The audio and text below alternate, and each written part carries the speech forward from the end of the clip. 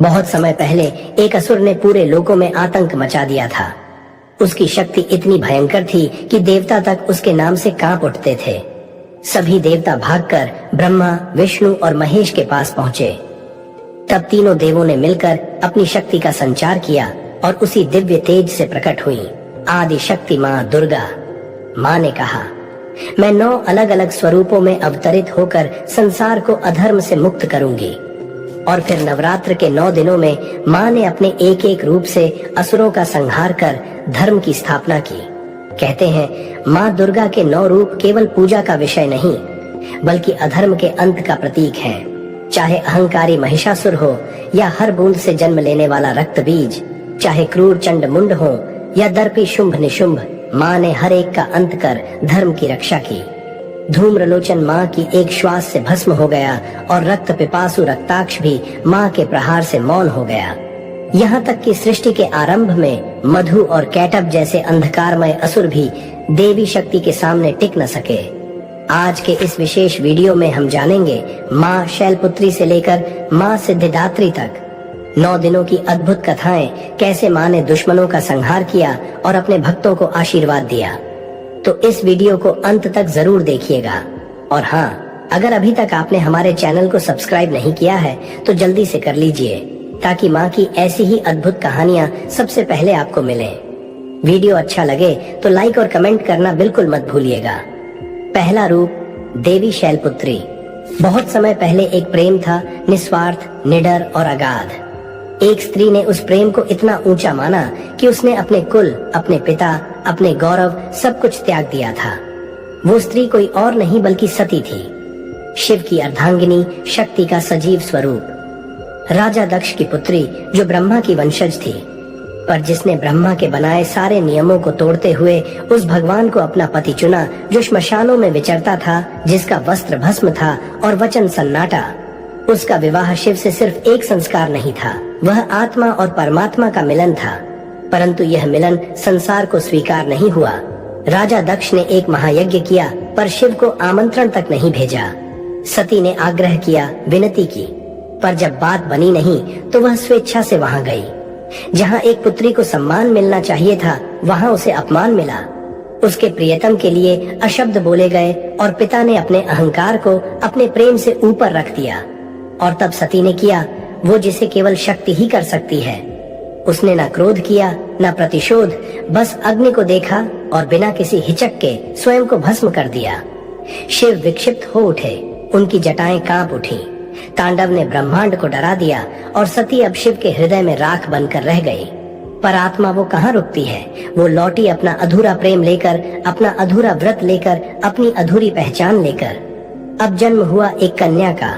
हिमालय की बर्फ से ढकी चोटियों में जहां आकाश मौन था और नदियां मंत्रों की तरह बहती थीं, राजा हिमवान और रानी मीनावती ने उसे अपनी संतान के रूप में पाया। उसने ना रोकर जन्म लिया, न चिल्लाकर, बस मौन थी, जैसे कोई अनुभव दोबारा जीने को आई हो। उसका नाम रखा गया शैलपुत्री। वो थी पहाड़ की बेटी। परंतु क्या वह केवल एक बेटी थी? वो जब गंगा के किनारे बैठती तो जल उसे परिचित लगता, जैसे किसी बीते जन्म की स्मृति। वह जब आकाश देखती तो उसकी आंखों में एक गहराई होती, एक खोज, एक पीड़ा, एक अज्ञात स्मृति। वह सपनों में त्रिशूल देखती थी। कभी समाधि में लीन कोई योगी और उसके रोम रोम में कंपन होने लगता। उसे शिव का नाम कुछ याद नहीं दिलाता, फिर भी वह उसे सुनते ही अनायास ही नतमस्तक हो जाती। शैलपुत्री को याद नहीं था कि वह कौन थी। शैलपुत्री का जन्म भले ही एक कन्या के रूप में हुआ हो, पर उनके भीतर धड़क रही थी एक यात्री आत्मा जो पहले प्रेम कर चुकी थी, त्याग कर चुकी थी और अब पुनः साधना करने लौटी थी। राजा हिमवान और रानी मीनावती उन्हें सामान्य बालिका समझते रहे, पर धीरे धीरे उन्होंने अनुभव किया, यह बच्ची खिलौनों से नहीं खेलती, यह चांद सूरज की कहानियां नहीं सुनती, यह मौन में बैठती है और मौन से बात करती है। एक दिन शैलपुत्री ने हिमालय की सबसे ऊंची चोटी पर जाने की जिद की। बर्फ वहां इतनी घनी थी कि सैनिक तक कांप उठे, पर वह नन्ही सी बालिका अपने पतले पांवों से वहां चढ़ गई और घंटों उस शून्य में बैठी रही जहां सिर्फ हवा की साएं साएं थीं और भीतर की गूंज। वहां से लौटते हुए उन्होंने केवल इतना कहा, मैं वहां थी जहां पहले भी गई थी। कोई समझा नहीं, पर उनके चेहरे की गंभीरता अब किसी साध्वी जैसी हो चली थी। शिव यह नाम उन्हें पहली बार किसी आश से सुनने को मिला, पर जैसे ही नाम कानों में पड़ा उनकी आंखें नम हो गईं। उन्होंने आर्ष से पूछा, क्या वह आज भी तप में लीन है? आर्षी चौंक गए, क्योंकि उन्होंने कभी नहीं बताया था कि शिव कौन है और क्या करते हैं। शैलपुत्री को शिव के बारे में कोई कहानी नहीं बताई गई थी, फिर भी उनके हृदय में उनकी उपस्थिति स्थायी थी। रातों को वह छुपकर गुफाओं में जाकर ध्यान लगाती, जहां हड्डियों की ठंडक भी उन्हें विचलित नहीं करती। उनकी सांसों में अब एक ही नाम होता, शिव शिव शिव। राजा हिमवान चिंतित होते। मेनावती डरती, कहीं मेरी बेटी सन्यासिनी न बन जाए। पर यह सन्यास नहीं था, यह था एक अधूरी आत्मा की अनकही पुकार। एक दिन मेनावती ने पूछा, बेटी तुम इतनी छोटी हो, फिर भी तप क्यों करती हो? शैलपुत्री ने मुस्कुराकर कहा, क्योंकि मेरी आत्मा को विश्राम नहीं चाहिए, उसे मिलन चाहिए। शास्त्रों में कहा गया है, पूर्व जन्म की स्मृतियां यदि गहरी हो तो आत्मा बिना बताए ही अपने मार्ग को पहचान लेती है, और शैलपुत्री उस मार्ग पर चल पड़ी थी जिसे उन्होंने पिछले जन्म में अधूरा छोड़ दिया था। धीरे धीरे उनमें तप की ज्वाला जाग उठी। उन्होंने घोषणा की, मैं हिमालय पर तप करने जा रही हूँ। राजा हिमवान ने रोका, रानी मीनावती ने विनती की, पर शैलपुत्री का संकल्प अड़िग रहा। वह अकेली निकल पड़ी, न कोई सैनिक साथ, न सेविका, सिर्फ भीतर गूंजता शिव का स्मरण। कठिन पर्वत, बर्फीली हवाएं, भूख प्यास, कुछ भी उनकी साधना को डिगा न सका। उन्होंने अंधेरी कंदराओं को अपना आसन बनाया और समाधि में बैठ गईं। देवता तक उनकी तपश्चर्या से विचलित हो उठे। इंद्र ने कामदेव को भेजा कि वह उनका मन तोड़े। कामदेव ने वसंत की हवाएं चलाईं, पुष्प बरसाए, संगीत गवाया, यहाँ तक कि शिव का मायावी स्वरूप रचा। शैलपुत्री की आंखों से आंसू बहे, पर उन्होंने दृढ़ स्वर में कहा, मैं माया रूप नहीं चाहती, मैं उस शिव को चाहती हूँ जो अग्नि के भीतर भी साथ था। कामदेव हार गया। देवता मौन हो गए। शैलपुत्री अब केवल साधना करने वाली कन्या नहीं रही, वे स्वयं तप की मूर्ति बन गईं। वर्ष बीते, ऋतुएं बदली, पर शैलपुत्री अंजन पर्वत पर अड़िग बैठी रहीं। और तब एक दिन उनके सामने शिव की ऊर्जा प्रकट हुई। कोई शब्द नहीं बोले गए, पर उस मौन में स्वीकार था। शैलपुत्री की आंखों से 2 बूंदें गिरीं, प्रेम की नहीं, सिद्धि की। शिव का मौन ही उनका उत्तर था। तुम सती थी, पर तब मैं तैयार नहीं था। अब तुम शक्ति हो और मैं प्रतीक्षा में हूँ। शैलपुत्री ने कोई उत्तर नहीं दिया। उनकी साधना पूर्ण नहीं थी, अभी बहुत कुछ शेष था। पर वह दिन, वो क्षण, जब पहली बार शिव का उत्तर मौन से बाहर आया, वह ब्रह्मांड में दर्ज हो गया। कई आर्षे आए, देखा एक कन्या वर्षों से बिना किसी इच्छा के, बिना किसी कामना, केवल एक मौन पुकार के लिए बैठी है। अब उनकी साधना का प्रभाव पहाड़ों तक सीमित नहीं था। गंगा की धार तेज हो गई थी, जैसे कोई संदेश लिए बह रही हो। वनों के पुष्प समय से पहले खिल गए थे, जैसे वे किसी के स्वागत की तैयारी कर रहे हों।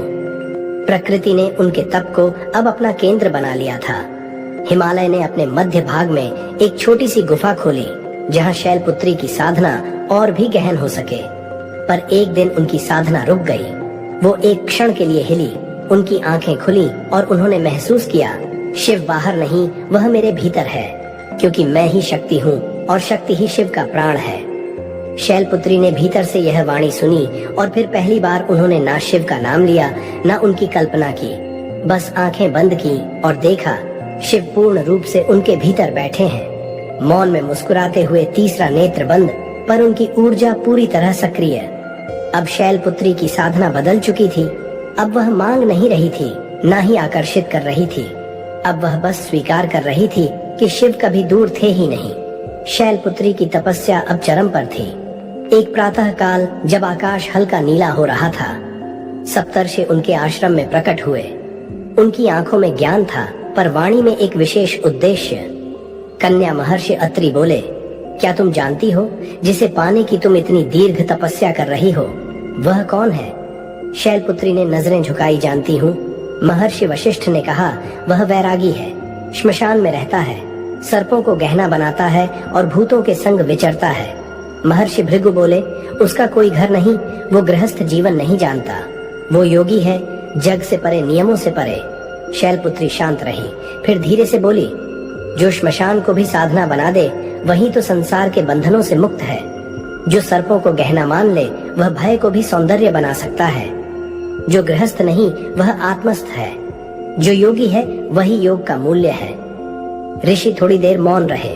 फिर महर्षि अंगिरा ने पूछा, क्या तुम जानती हो कि वे तुम्हें स्वीकार भी करेंगे या नहीं? शैलपुत्री मुस्कुराई। उनका उत्तर धीमा था, पर आत्मा से निकला हुआ स्वीकार करें या न करें यह उनके अधिकार में है। पर समर्पण मेरा कर्तव्य है। मैंने उन्हें पाने के लिए स्वयं को खोया नहीं, स्वयं को पाया है। सप्तऋषियों की आंखें अब श्रद्धा से झुक चुकी थीं। वे समझ गए यह तप नहीं, यह वही शक्ति है जो शिव को पूर्ण करती है। हिमालय की शिखर पर जब अंतिम तप का दीप बुझा तो सृष्टि की दिशाओं में एक हलचल उठी। शिव जिन्होंने युगों से मौन धारण किया था अब चलने को तैयार थे, विवाह की ओर। गणों ने डमरू उठाया, नंदी ने शिव का वाहन सजाया और कैलाश की चोटी पर भूत प्रेत योगी सिद्ध नाग यक्ष सब एकत्र हो गए। यह कोई सामान्य बारात नहीं थी, यह थी विश्व के पहले योगी की बारात। भूत हंस रहे थे, नाग नृत्य कर रहे थे, सिद्ध जन मंत्र जप रहे थे और देवता भी इस विचित्र दृश्य को आश्चर्य से देख रहे थे।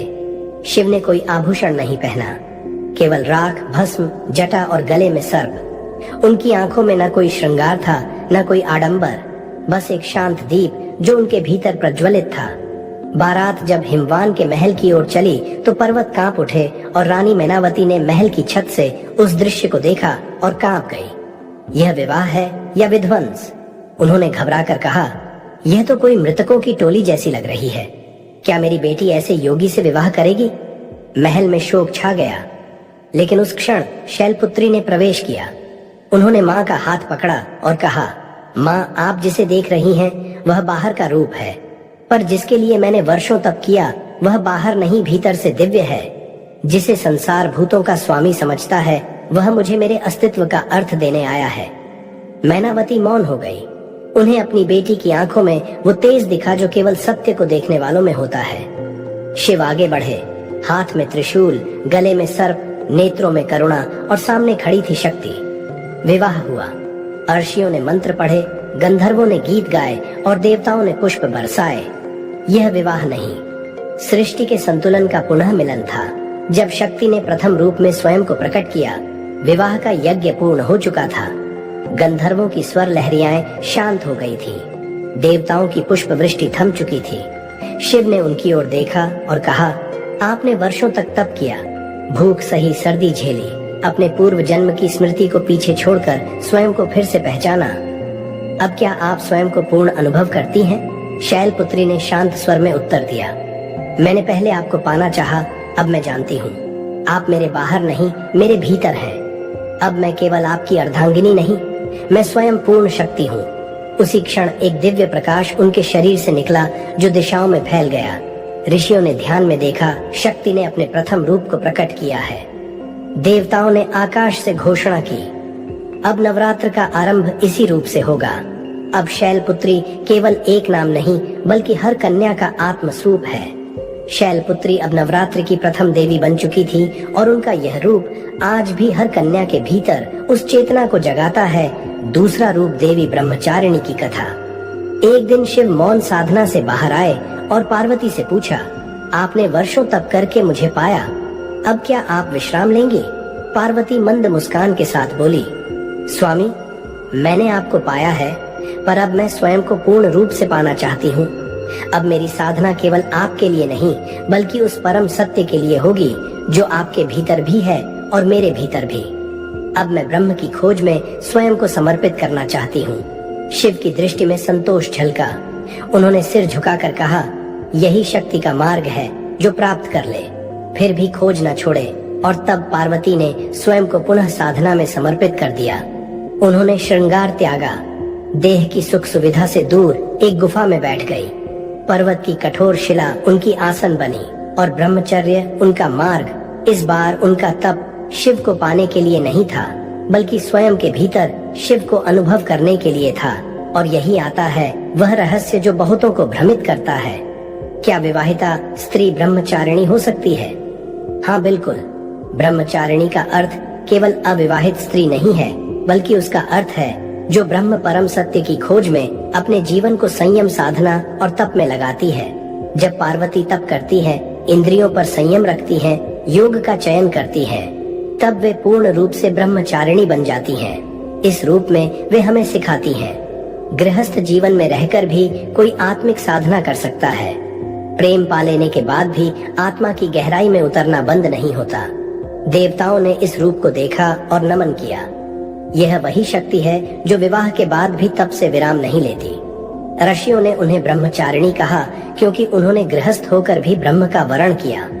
आज नवरात्र के दूसरे दिन हर स्त्री हर साधक पार्वती के इस स्वरूप को स्मरण करता है, जो बताता है कि संसार में रहते हुए भी आप आत्मा की साधना में लीन रह सकते हैं। पार्वती अब ब्रह्मचारिणी ने जीवन की हर सुख सुविधा को त्याग दिया था। न सोना, न विश्राम, न भोजन, न फल, सिर्फ एक संकल्प, जब तक मैं स्वयं को शिव स्वरूप में न देख लूं, मेरा हर श्वास एक यज्ञ होगा। शिव ने भी देखा, उनकी अर्धांगिनी अब केवल पत्नी नहीं रही, अब वह तप की जीवित मूर्ति बन गई थी। शास्त्रों में वर्णित है, देवी ने वर्षों तक केवल बिल्व पत्र, जल और वायु से जीवित रहकर शिव की तत्व स्वरूप अनुभूति हेतु तप किया। अंत में वे पूर्णतः निर्जल व निराहार हो गए। उनकी देह क्षीण होती गई, हड्डियां उभर आई, किंतु तेज कभी मंद नहीं पड़ा। उसी समय एक आकाशवाणी हुई, यह ब्रह्मचारी का चरम है। यह शक्ति अब स्वयं में ब्रह्म बन चुकी है। सभी देवता मौन हो गए। गंधर्वों ने वीणा थाम ली, क्योंकि आज शक्ति ने तप के माध्यम से शिव को भीतर अनुभव किया था। यह वही रूप था जो कालांतर में देवताओं को भी रक्षा देगा और महिषासुर जैसे दैत्यों के अंत का कारण बनेगा। अब उनका चेहरा किसी स्त्री का नहीं, बल्कि योग में स्थित एक अनंत आत्मा का था। शिव ने उनके माथे पर अपने त्रिशूल की नोक से एक बिंदु अंकित किया, जो बताता था कि अब यह साध्वी अलौकिक सत्ता बन चुकी है। देवताओं ने घोषणा की, अब देवी का यह रूप नव दुर्गा में ब्रह्मचारिणी के नाम से पूजा जाएगा, जो आत्मिक संयम, तप और शक्ति का प्रतीक है। आज जब नवरात्र का दूसरा दिन आता है और साधक ब्रह्मचारिणी का ध्यान करते हैं, तो वे केवल तप की प्रतिमा नहीं, बल्कि उस स्त्री की स्मृति करते हैं जो ब्रह्म को प्राप्त कर चुकी है। जब शक्ति को लोगों ने नमन किया, जब कोई आत्मा पूर्ण निश्चय के साथ तप के मार्ग पर चलती है, तो उसका असर केवल उस पर नहीं, पूरे ब्रह्मांड पर होता है। देवी ब्रह्मचारिणी की तपस्या अब केवल व्यक्तिगत नहीं रह गई थी। उनकी ऊर्जा, उनकी अग्नि अब ब्रह्मलोक, देवलोक और पृथ्वी लोक को स्पर्श कर चुकी थी। देवताओं ने सभा बुलाई। इंद्र ने कहा, हमने महर्षियों को भी ऐसा तप करते नहीं देखा जैसा पार्वती ने कर दिखाया है। अब वह शक्ति नहीं, साक्षात साधना की साकार मूर्ति बन चुकी है। ब्रह्मा जी बोले, इस साधना की ज्योति अब अग्निकुंड नहीं रही। यह एक प्रकाश स्तंभ है जिससे आगे आने वाली सृष्टियां प्रेरणा पाएंगी। विष्णु जी ने ध्यान मग्न स्वर में कहा, इस शक्ति ने न केवल शिव को पाया, बल्कि हमें भी अपनी उपस्थिति का स्मरण कराया है। जब जब अधर्म बढ़ेगा, यह तेज देवी रूपों में प्रकट होकर दुष्टों का विनाश करेगी। एक रात जब पार्वती एक पत्थर पर ध्यानस्थ थी, काल स्वयं उनके समीप आया। उसने देखा, क्षीण पर तेज अमिट श्वास, मंद पर मंत्र स्थिर, नेत्र बंद पर चेतना तीनों लोकों से भी ऊपर। काल ने कहा, हे देवी, आपको मुझसे डर नहीं लगता? पार्वती ने नेत्र खोले, धीरे से उत्तर दिया, जिसने स्वयं को त्यागा हो वो मृत्यु से क्या डरे? मृत्यु केवल देह को छूती है। मेरा अस्तित्व अब देह नहीं, ध्यान बन चुका है। काल मौन हो गया। उसने अपनी दृष्टि झुका दी और उसी क्षण आकाशवाणी हुई, जो आत्मा इस स्तर पर पहुंच जाती है, उसे मृत्यु नहीं, अमृत मिलता है। ब्रह्मचारिणी अब केवल साध्वी नहीं, वह कालातीत बन चुकी है। शिव ने स्वयं आकर मस्तक पर हाथ रखा और कहा, आपका तप स्वयं शिव को पिघला सकता है। अब आप केवल शक्ति नहीं, सनातन शक्ति हैं, जो न जन्म से बंधी है न मृत्यु से। उस दिन से देवी ब्रह्मचारिणी हर साधक के भीतर बैठी हैं। एक दिन उन्होंने हिम गुफा के बाहर एक वृद्ध तपस्वी को कांपते हुए देखा। वो भूखा था, थका था और चेतना खो रहा था। देवी ने अपनी साधना भंग नहीं की, पर उनके नेत्रों से अश्रु बह निकले। उन्होंने मन ही मन कहा, यदि मेरी तपस्या में कोई सत्य है तो यह वृद्ध फिर से स्वस्थ हो जाए। मेरे ध्यान का फल मुझे नहीं चाहिए, बल्कि उन सबको मिले जो अब भी भ्रम और पीड़ा में हैं। और तभी उस वृद्ध के शरीर में कंपन हुआ। उसकी श्वास लौट आई और उसने नेत्र खोलते ही एक दिव्य आभा को देखा जो पार्वती के चारों ओर फैली थी। वह समझ गया यह कोई साधारण साध्वी नहीं बल्कि स्वयं करुणा की मूर्ति है। देवी ने स्वयं से कहा, अब मैं ब्रह्मचारिणी से आगे बढ़ती हूँ। साधना की पराकाष्ठा ने मुझे न केवल आत्मा की पूर्णता दी है बल्कि जगत की रक्षा का बीज भी बो दिया है। अब मेरे भीतर शिव की चेतना के साथ संसार के पीड़ितों की पुकार भी है। उसी क्षण उनके मस्तक पर अर्धचंद्र का तेज प्रकट हुआ और दिव्य घंटे की ध्वनि गूंज उठी। देवताओं ने कहा, यह है चंद्र घंटा स्वरूप, जिसकी ध्वनि दुष्टों में भय और भक्तों में सुरक्षा भर देती है। यह स्वरूप हमें सिखाता है कि करुणा की भी सीमा होती है। जब अन्याय बढ़ जाए तो प्रेम को शक्ति बनाना आवश्यक है। नारी शक्ति जब चाहे भक्ति से युद्ध तक की यात्रा तय कर सकती है।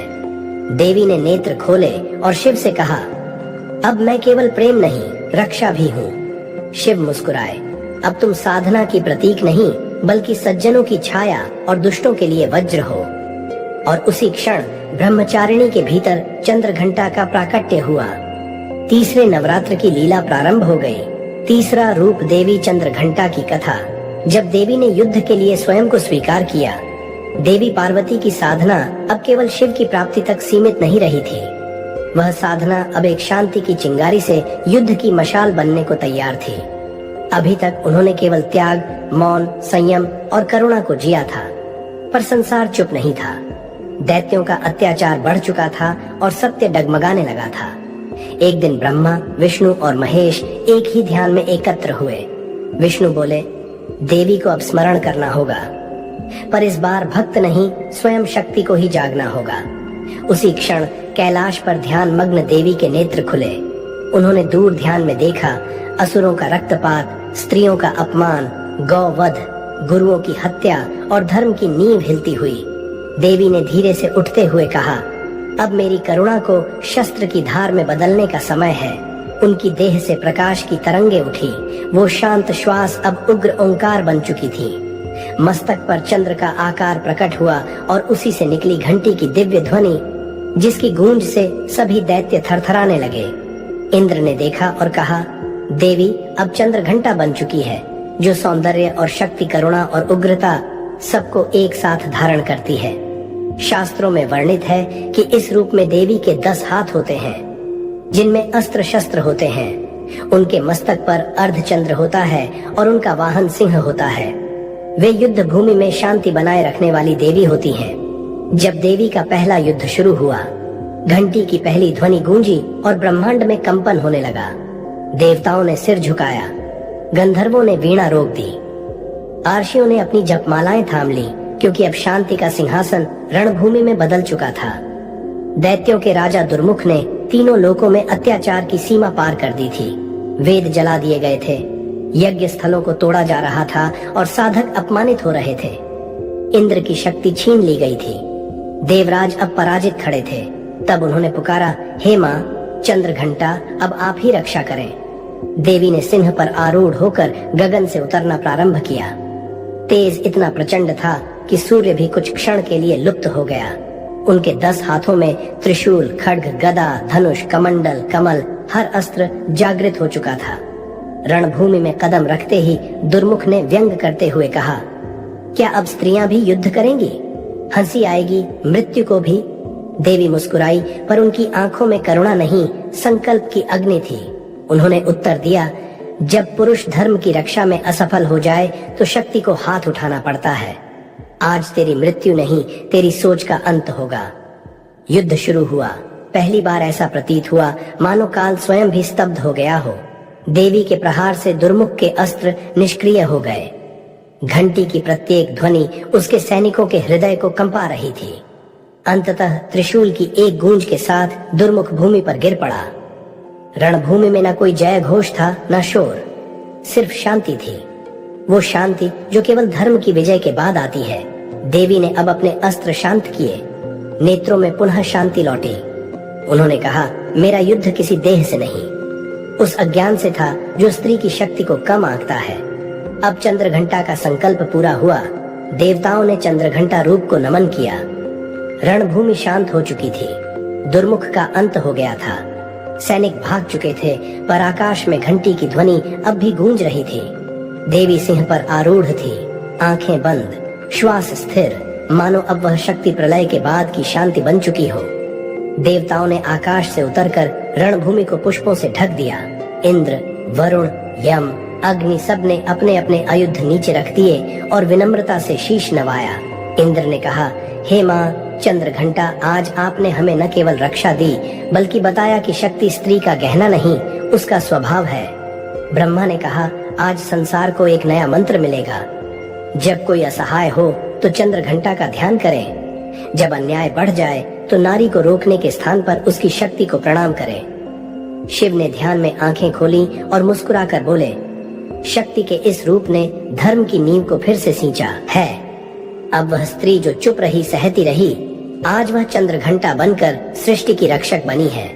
देवी ने सिंह से उतरकर अपने अस्त्रों को धरती पर रखा और सभी देवताओं की ओर देखा। उनकी वाणी गंभीर थी, पर करुणा से भरी हुई। मैं युद्ध नहीं चाहती, पर अगर धर्म को ठेस पहुँचे तो शक्ति मौन नहीं रहेगी। हर स्त्री के भीतर एक देवी है और जब वह जगती है तो समूचा संसार बदलता है। कहते हैं, माँ की महिमा का गुणगान जितना फैलाया जाए उतना ही जीवन में सुख समृद्धि आती है। तो क्यों न इस कथा को और भक्तों तक पहुँचाया जाए। अभी वीडियो को लाइक करें, सब्सक्राइब करें और परिवारजनों के साथ शेयर करें। और हाँ, कमेंट में पूरे विश्वास के साथ लिखना मत भूलें, जय माता दी। चंद्रघंटा का युद्ध समाप्त हो चुका था। धर्म की रक्षा हो गई थी, पर रणभूमि की राख में अब भी अधूरी सांसें पड़ी थीं। इन्हीं अधूरी सांसों के भीतर नवजीवन का बीज पल रहा था। देवता शांत थे, शिव ध्यान मग्न थे और पार्वती अपने भीतर झांक रही थीं। अचानक उन्होंने स्वप्न में एक स्वर सुना, हे शक्ति, अब तुमने विनाश को समझा है, अब सृजन का भार तुम्हारा है। जिसने तप से ब्रह्म पाया, जिसने युद्ध से अधर्म मिटाया, वही अब प्रेम से ब्रह्मांड रचेगा। देवी ने गहरी श्वास ली।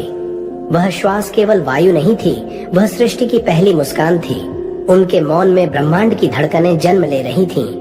उस मौन से गति निकली, गति से ध्वनि और ध्वनि से कंपन। यही कंपन बना पहला बीज, सृजन का बीज। देवी के हृदय में एक अंड के आकार का प्रकाश घूमने लगा। न धरती थी, न आकाश, न सूरज, न चंद्रमा, केवल शक्ति की मुस्कान और उस मुस्कान से उत्पन्न कुष्मांड अर्थात ब्रह्मांडीय अंड। देवी ने कहा, मैं हूँ और मैं ही रचूंगी। जहाँ कुछ नहीं था वहाँ अब सब कुछ होगा। धीरे धीरे उस कंपन से काल उत्पन्न हुआ जो कभी नहीं रुकता। फिर दिशाएं बनी, पूर्व, पश्चिम, उत्तर, दक्षिण और ऊपर नीचे। शून्य के भीतर अब स्थान का बोध जागा। इसके बाद प्रकट हुए पंचतत्व, आकाश, वायु, अग्नि, जल और पृथ्वी। अब तक केवल दिशा, तत्व और काल ही थे, पर जीवन के लिए आवश्यक था प्रकाश। देवी ने ध्यानस्थ होकर हृदय से एक तेजोमयी किरण छोड़ी। वह किरण बढ़ती गई और एक अग्निमय गोले में बदल गई। यह था प्रथम सूर्य। उसकी आभा से दिन रात, ऋतु और नवग्रहों का जन्म हुआ। देवी बोली, मैंने इसे केवल प्रकाश के लिए नहीं बल्कि अंधकार को समाप्त करने के लिए रचा है। अब सृष्टि में दिशा, काल, तत्व और सूर्य का प्रकाश था, परंतु सब स्थिर और निश्चेष्ट। वृक्ष खड़े थे, जल बह रहा था, पर उनमें जीवन का स्पंदन नहीं था। तब देवी कुष्मांडा ने करुणा भरे नेत्र खोले और अपनी श्वास से प्राण वायु छोड़ी। यह वायु केवल गति नहीं बल्कि जीवन थी। जैसे ही यह पंच तत्वों से मिली, उनमें चेतना का संचार हुआ। जल कलकल करने लगा, वृक्ष हरे और संवेदनशील हुए, वायु प्राणदायिनी बनी और पृथ्वी पर जीवन के बीज अंकुरित होने लगे। परंतु सृष्टि अब भी अधूरी थी। उसमें आत्मा थी पर विवेक नहीं था। तब देवी ने अपनी मणिपुर से दिव्य ऊर्जा छोड़ी, चित्त शक्ति। यह शक्ति प्रत्येक जीव में जाकर आत्मा का बोध कराती है। वृक्ष अब केवल झूमते नहीं थे, वे संवेदना महसूस करते थे। पशु केवल चलते नहीं थे, उनमें स्मृति और क्रिया जागी। और मनुष्यों को मिला विवेक, जिससे वे सत्य असत्य और धर्म अधर्म का भेद समझ सके। देवी बोली, प्राण से जीवन है, पर आत्मा और बुद्धि से उसका मार्ग है। अब सृष्टि गतिमान थी, पर नियमों के बिना संतुलन असंभव था। देवी ने अपने कर कमलों से 7 चक्रों की ऊर्जा जागृत की और वाणी में मंत्र फूंका, मैं इस सृष्टि में धर्म का बीज बोती हूँ। उसी क्षण सूर्य ने पूर्व से पश्चिम तक अपनी गति सीमित की। नदियों ने तट पहचाना, वायु ने मर्यादा पाई और मनुष्य को धर्म, संयम और कर्तव्य का ज्ञान हुआ। सृष्टि अब व्यवस्थित थी। देवी ने शांत स्वर में कहा, मैं सृष्टि की जननी हूँ, पर मैं इसका बोझ नहीं बनूंगी। मैं इसके भीतर समा जाऊंगी। और फिर उन्होंने अपना तेज धूप की पहली किरण में समा दिया, करुणा वृक्षों की छाया में छोड़ दी और अपनी शक्ति हर स्त्री के गर्भ में रख दी, ताकि जब वह जीवन दे तो सृष्टि मुस्कुराए। इसके बाद देवी ने नेत्र मुंह लिए और स्वयं को हर जीव, हर कण, हर स्वर, हर स्पंदन में बांट दिया। अब देवी कुष्मांडा कहीं दिखती नहीं थी, पर हर जगह थी। जब कोई श्वास लेता है वह उनका आशीर्वाद है, जब कोई प्रेम करता है वह उनकी कोमलता है, जब कोई निर्माण करता है वह उनकी प्रेरणा है। इस प्रकार देवी कुष्मांडा की कथा पूर्ण होती है। 5वां रूप देवी स्कंद माता की कथा। सृष्टि अपनी लय में आगे बढ़ रही थी। देवता अपने लोक में थे, असुर अपने साम्राज्य में और आर्षि अपनी साधना में। परंतु ब्रह्मांड का एक कोना अब भी अधूरा था। वहाँ न युद्ध था, न निर्माण, परंतु कुछ कमी थी। वह थी ममता की, उस एहसास की जहाँ शिशु अपनी आंखें खोलकर सबसे पहले माँ के चेहरे को देखता है। तभी शक्ति ने अपने अंतर्मन से एक संकल्प लिया।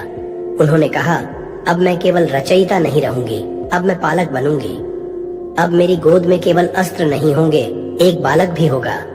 देवताओं ने यह सुना तो आश्चर्य से पूछा, क्या आप अब युद्ध नहीं करेंगी? देवी मुस्कुराई और बोली, माँ की गोद भी रणभूमि से कम नहीं होती।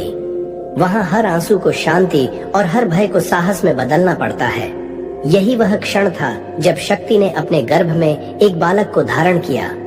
वही बालक आगे चलकर देवताओं का सेनापति कार्तिकेय कहलाया। जब देवी ने अपने पुत्र को जन्म दिया तो समस्त लोक में आनंद छा गया, पर यह आनंद अधिक देर टिक न सका।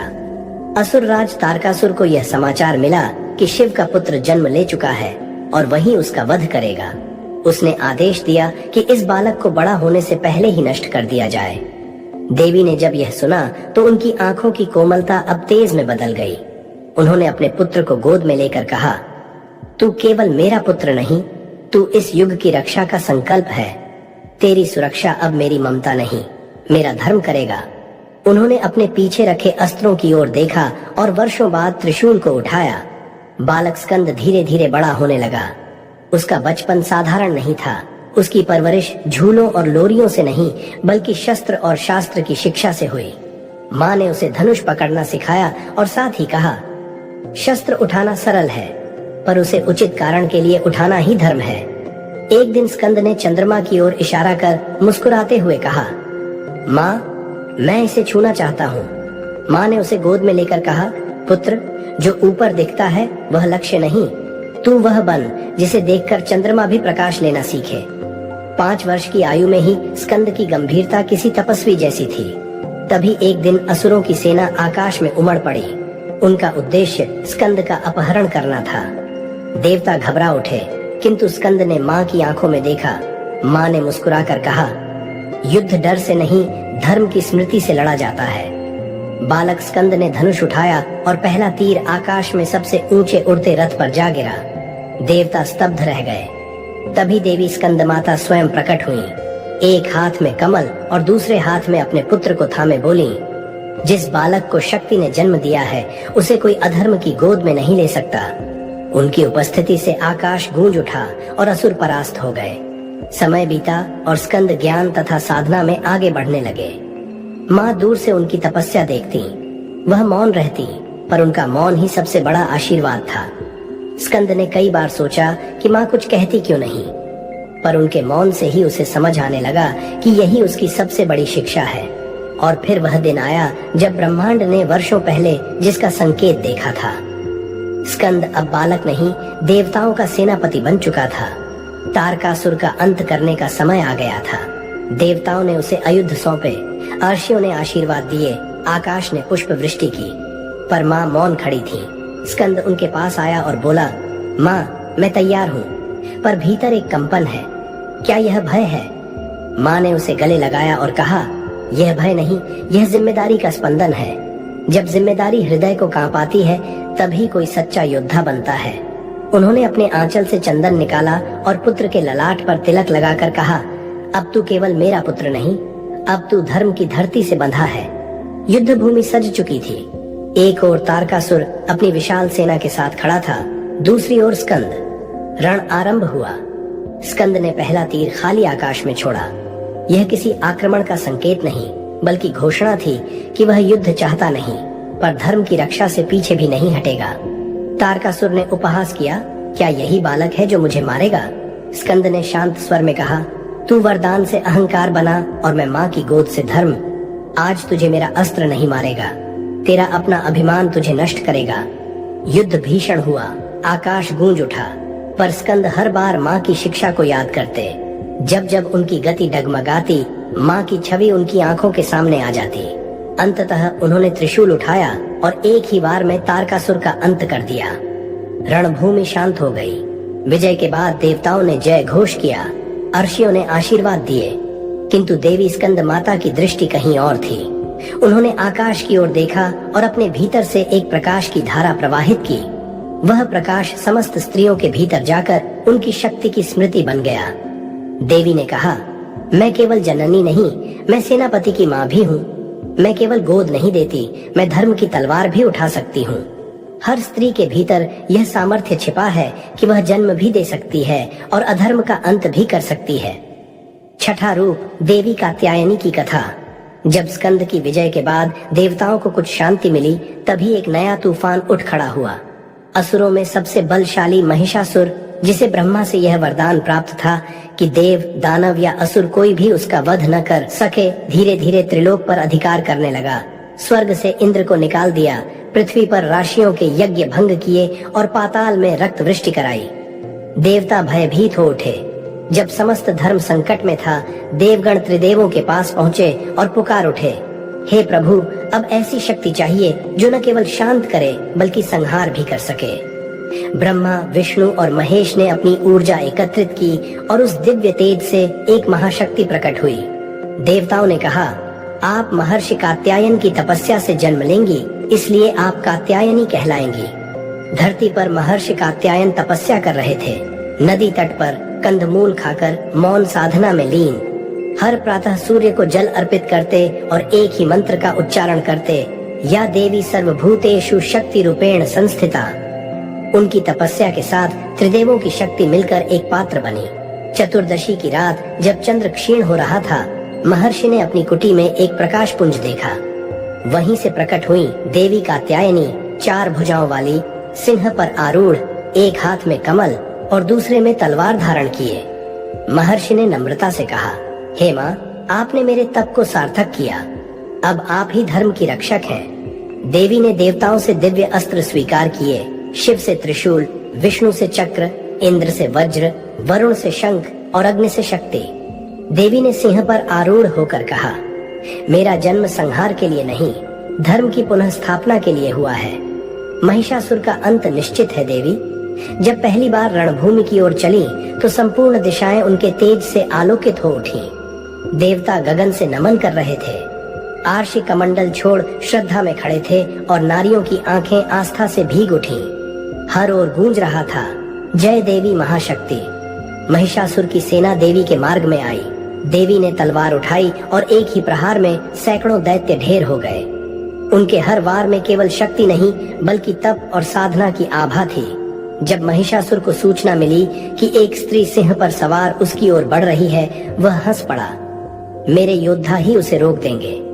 पर उसे क्या झांक था कि यह वही शक्ति है जिसने सृष्टि की संकल्पना की थी। रणभूमि में देवी और महिषासुर आमने सामने हुए। महिषासुर बार बार रूप बदलता, कभी हाथी, कभी सिंह, कभी विशाल सर्प, लेकिन देवी स्थिर थीं। उन्होंने कहा, तेरा बल छल में है पर मेरी शक्ति सत्य में। महिषासुर के प्रहार से धरती कांप उठी। सिंह पीछे हट गया, पर देवी के नेत्रों से ज्योति फूटी और उनकी स्थिरता ने सारी माया को पराजित कर दिया। उन्होंने शंखनाद किया और महिषासुर के सारे रूप भस्म हो गए। अंततः वह केवल एक थका हुआ असहाय महिष रह गया। देवी ने कहा, तू मारा नहीं जा रहा, तेरे भीतर का अधर्म समाप्त हो रहा है। उन्होंने त्रिशूल उठाया और एक ही आघात में महिषासुर धराशायी हो गया। त्रिलोक में शांति छा गई। देवताओं ने शंख बजाए, महर्षियों ने वेदगान किया और स्त्रियों की आंखों से श्रद्धा के आंसू बह निकले। सूर्य और अधिक तेजस्वी हो उठा और जीवन में धर्म पुनः जागृत हुआ। 7वां रूप देवी काल रात्रि की कथा, जब शांति के बाद भी युद्ध टल न सके। देवी महागौरी का स्वरूप शांति था। उनके मुकुट में सौम्यता थी और नेत्रों में करुणा। उन्होंने उन सभी को आश्रय दिया जो भयभीत थे, जो थके हुए थे, जो जीवन से हारे हुए थे। लेकिन संसार की यही भलाई राक्षसों के लिए कमजोरी बन गई। स्वर्गलोक पर एक नया आतंक छा रहा था।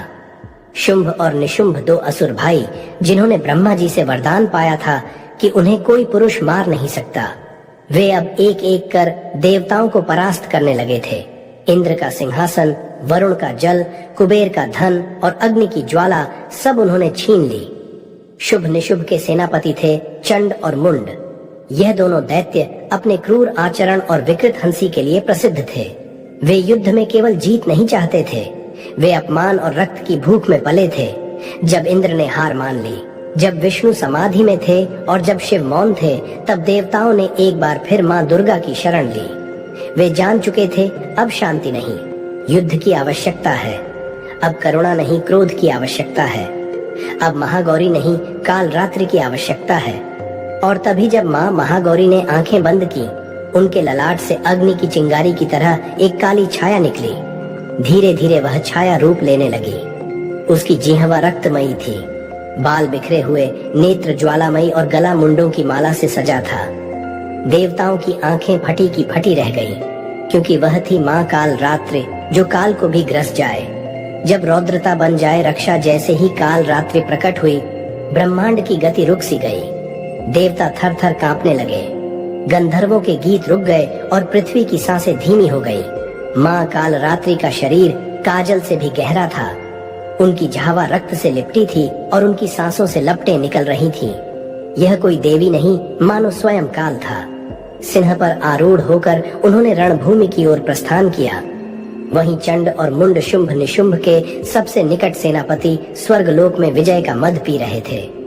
उन्होंने सुना कि एक नई स्त्री शक्ति प्रकट हुई है, पर उनका अभिमान ऐसा था कि बोले एक और औरत उसे भी पकड़ लाओ, जैसे बाकी को लाए थे। उनकी सेना ने देवी को चारों ओर से घेर लिया। असुरों की तलवारें आकाश को चीरने लगी, पर देवी काल रात्रि मौन रही। उनके नेत्रों की ज्वाला ही पर्याप्त थी असुरों को भस्म करने के लिए। फिर जैसे ही चंड और मुंड सामने आए, माँ काल रात्रि ने भीषण अट्टहास किया। उस अट्टहास से पर्वत हिल गए, समुद्र लहराने लगे और दिशाएं कांप गई। उन्होंने खड्ग उठाई और एक ही प्रहार में असुरों की पंक्तियां धराशायी हो गई। फिर चंड ने अपने विशाल गदा से प्रहार किया, पर देवी ने उसकी भुजा ही काट दी। मुंड ने अग्निबाण चलाया, पर माँ ने उसे मुख से खींच लिया और निगल गई। अंततः जब चंड और मुंड दोनों घायल होकर गिरे, देवी ने अपने खड्ग से दोनों का सिर काट लिया और उन्हें अपने त्रिशूल पर टांगकर युद्ध भूमि के मध्य अट्टहास किया। अर्थात देवी ने चंड और मुंड का वध कर उनके सिर काट दिए। अब युद्ध समाप्त नहीं हुआ था, क्योंकि शुंभ और निशुंभ अब स्वयं रणभूमि में उतरने वाले थे। जब रक्त से सना युद्ध हो, मातृत्व का प्रतीक। काल रात्रि ने जब चंड और मुंड का वध किया, तो रणभूमि में एक पल को नीरवता छा गई। रक्त की धाराएं भूमि पर बह रही थीं और देवी का खड्ग अब भी टपक रहा था। उन्होंने दोनों असुरों के कटी हुई मुंड अपने त्रिशूल पर टांगे और जैसे ही वे आकाश की ओर मुख उठाकर अट्टहास करती हैं, पूरा ब्रह्मांड उनके चरणों में झुक जाता है। देवताओं ने पुष्प वर्षा की और स्वर्ग लोक में घंटियां बज उठी। माँ तब सीधी देवी अंबिका के समक्ष पहुंची और उनके चरणों में चंड मुंड का सिर अर्पित कर बोली, हे भगवती, चंड और मुंड अब नहीं रहे, आपकी आज्ञा का पालन हुआ। देवी अंबिका ने प्रेम पूर्वक उनकी ओर देखा और कहा, हे महाकाली, आज से तुम चामुंडा के नाम से विख्यात हो, क्योंकि तुमने चंड और मुंड का संहार किया है। यही क्षण था जब काल रात्रि मां चामुंडा बन गई, पर रणभूमि समाप्त नहीं हुआ था, क्योंकि चंड और मुंड के सिर देखकर शुभ और निशुंभ का क्रोध 7वें आसमान पर पहुंच गया था। शुभ गरजते हुए बोला, एक नारी ने हमारे सेनापतियों का वध किया है। अब हम स्वयं उतरेंगे युद्ध में और उस देवी को अपने सिंहासन के नीचे रौंद देंगे। अब युद्ध का अंतिम चरण प्रारंभ होने वाला था, पर इस बार देवी अकेली नहीं थी। उनके हर अंग से एक नई शक्ति प्रकट हो रही थी। एक आंख से ब्रह्माणी, दूसरी से माहेश्वरी, हृदय से वैष्णवी, कर से कुमारी और स्वयं चामुंडा काल रात्रि उन शक्तियों की अधिष्ठात्री बनी। जब स्वयं शक्ति को पुकारना पड़े अपनी ही भीतर से। रणभूमि की धूल अब रक्त से सनी हुई थी। चंडमुंड का सिर शुंभ निशुंभ के सामने पटक दिया गया था। उनके नेत्रों में जलन थी, पर उस जलन में भक्ति नहीं अपमान था। शुंभ गरजता है, हमने ब्रह्मा से वर लिया था, हमें कोई पुरुष नहीं मार सकता। लेकिन यह स्त्रियां, यह तो अब सत्ता छीनने लगी हैं। वह अपनी सेना को तैयार करता है। रथों की गर्जना, शंखों की ध्वनि और तलवारों की टंकार से पूरा आकाश कांप उठता है। देवी काल रात्रि अब चामुंडा अपने क्रोध को संयम में बांधकर खड़ी होती है, पर वह जानती थी यह युद्ध अकेले नहीं लड़ा जा सकता। तभी उनकी दोनों भ्रिकुटियों से तेज प्रकाश निकलता है और उनके शरीर से निकलती हैं कई देवियां।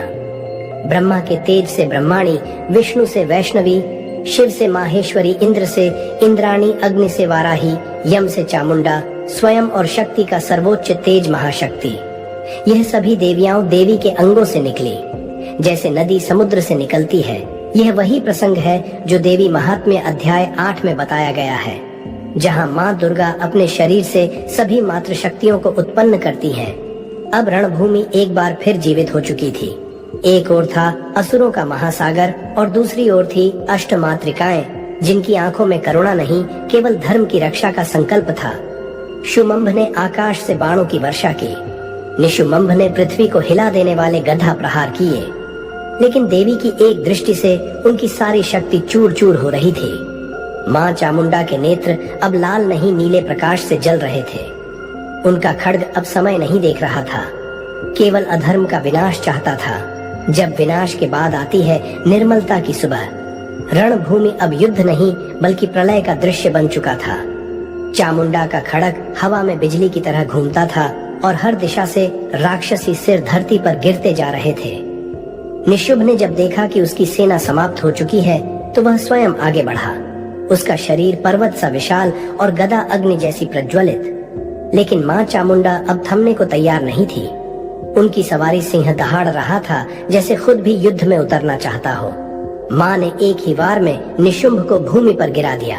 अब केवल शुंभ शेष था। वह अकेला बचा था, पर अहंकार अभी तक जिंदा था। वह बोला, तुम अकेली नहीं, कई देवियों को बुलाया है। यदि तुम स्वयं हो तो अकेले लड़ो। देवी चुप रही, फिर मुस्कुराई और बोली, मैं ही ब्रह्माणी हूँ, मैं ही वैष्णवी, मैं ही चामुंडा और मैं ही कालरात्रि। मैं ही एक हूँ अनेक रूपों में। इतना कहते ही सभी देवियां माँ के भीतर विलीन हो गई। अब रणभूमि में फिर से एक ही शक्ति थी, माँ कालरात्रि। फिर हुआ अंतिम प्रहार। खड्ग चमका, वायुमंडल कांपा और शुंभ भी समाप्त हो गया। देवताओं ने स्तुति की। पृथ्वी पर हर ओर दीप जलाए गए, पर देवी शांत थीं। उनका शरीर अब भी काला था, बाल बिखरे हुए, नेत्रों में तेज कम, थकान अधिक। देवताओं ने प्रार्थना की, हे माँ, अब कृपा करो, अब अपनी शांति की छाया दो। यही क्षण था जब देवी हिमालय की ओर चली, गंगा जल से स्नान किया और जो विकराल काली थी अब वह बन गई माँ महागौरी काल। रात्रि का यह रूप ही अंत में महागौरी बना, जहाँ रौद्रता शांत हो जाती है और शक्ति सौंदर्य में परिवर्तित होती है। 8वां रूप देवी महागौरी की कथा। जब भस्म के नीचे छुपा हो शुद्ध प्रकाश। अभी कुछ ही क्षण पहले रणभूमि की धूल रक्त से सनी हुई थी। महाकाल रात्रि का अट्टहास दिशाओं में गूंज रहा था, लेकिन अब मां थक चुकी थी। देह पर असंख्य ढोल की परतें थीं, जटाएं उलझ चुकी थीं। नेत्रों में रौद्रता की जगह अब एक गहरा मौन था। वे हिमालय की ओर बढ़ी, वहीं जहां बचपन बीता था, जहां एक कन्या के रूप में उन्होंने पहले शिव को पाने का संकल्प लिया था। उनकी स्मृतियों में शैलपुत्री ब्रह्मचारिणी, चंद्र घंटा हर रूप जैसे धीमे धीमे आंखों के सामने आने लगा। अब युद्ध समाप्त हो चुका था।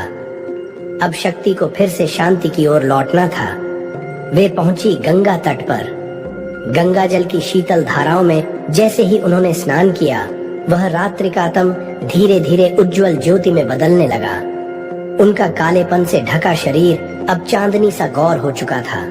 बाल संवर चुके थे, नेत्र शांत थे, माथे पर चमकती बिंदु और वस्त्रपूर्ण उज्जवल श्वेत। वह थी माँ महागौरी, जिसने अंधकार को भी अपनाया और उसे खुद से ढोकर प्रकाश बना लिया।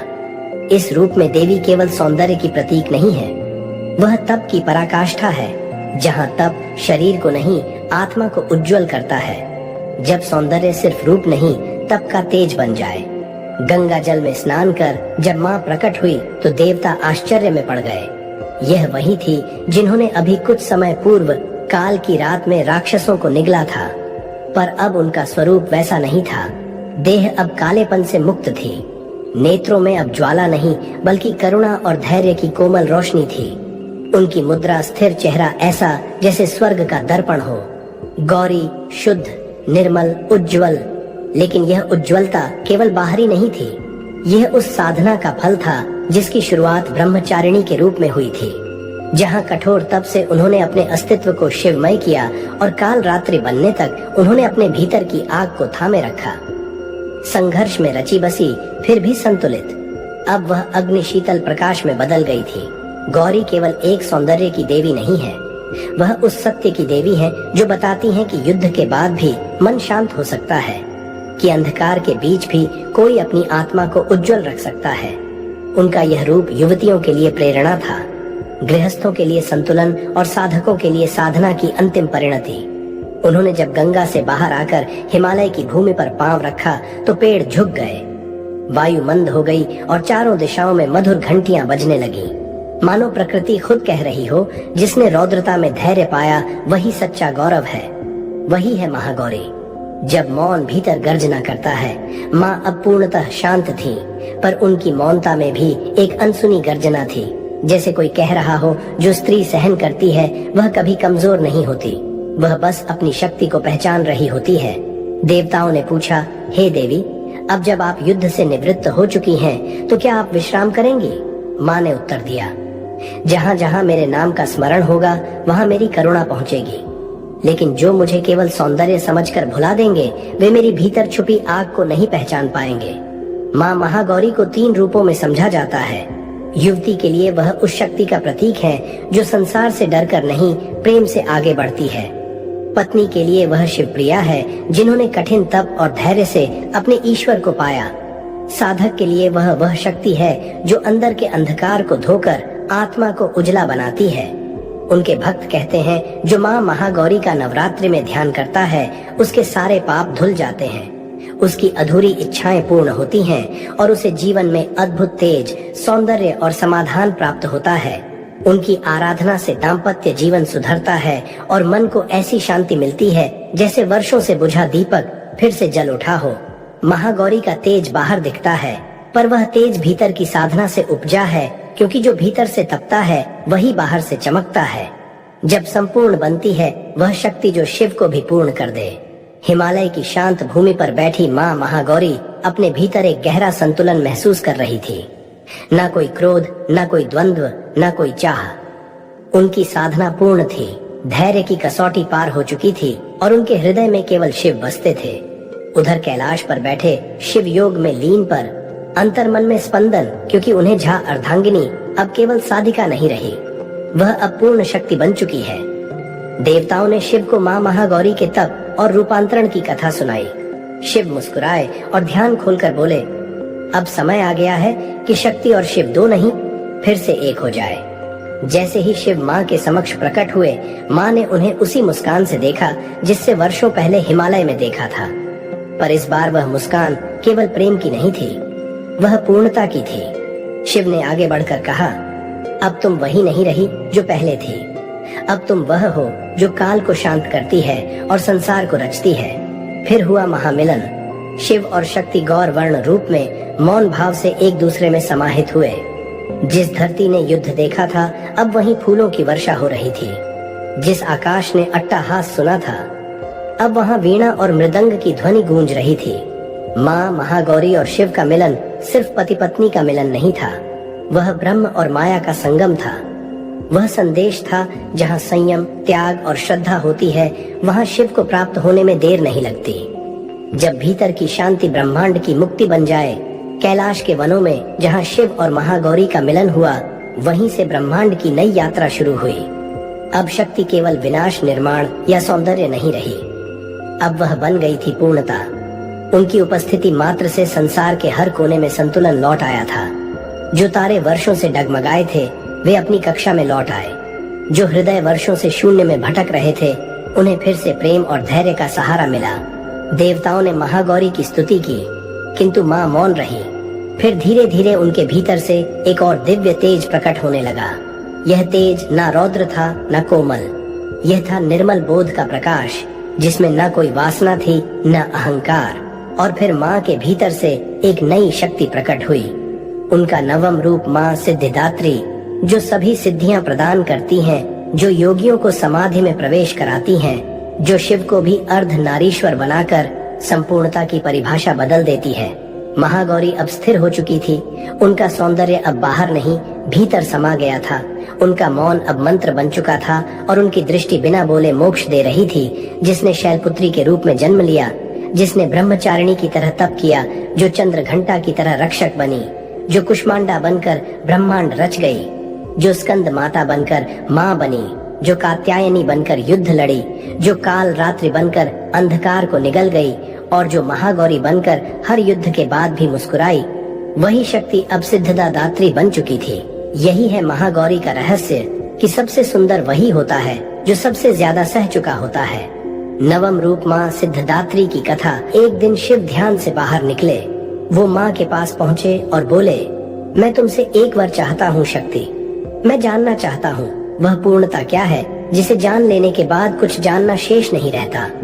माँ मुस्कुराई। यह प्रश्न साधारण नहीं था, यह प्रश्न ब्रह्म के भीतर के खालीपन का था। फिर माँ ने आंखें मूंदी और उनके शरीर से तेज का एक झरना निकलने लगा। यह कोई शक्ति नहीं थी, यह कोई रौद्रता नहीं थी, यह थी निर्मल सिद्धि जो शब्दों में नहीं अनुभूति में उतरती है।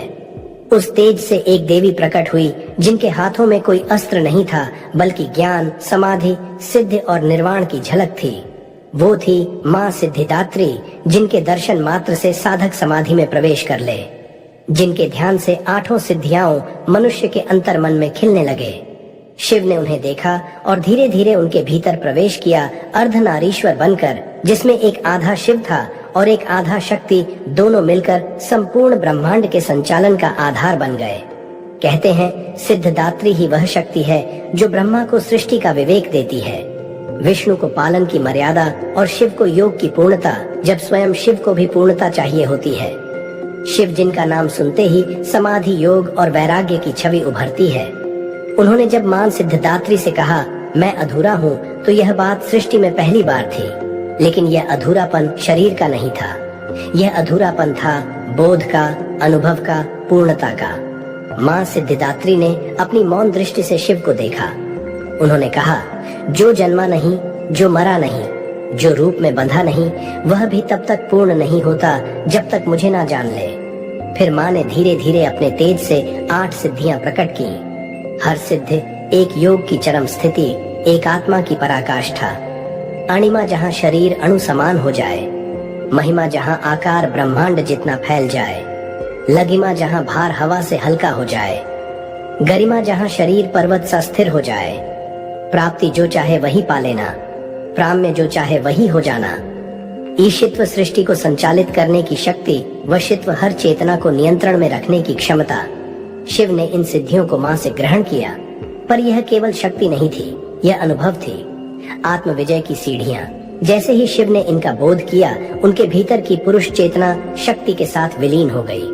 और तब उन्होंने कहा, अब मैं केवल शिव नहीं, अब मैं अर्धनारीश्वर हूँ, और मेरी अर्धांगिनी कोई सामान्य स्त्री नहीं, वह स्वयं पूर्ण ब्रह्म विद्या है। इस प्रकार मां सिद्धदात्री सिर्फ एक देवी नहीं, बल्कि पूर्णता की अंतिम परिभाषा बनी।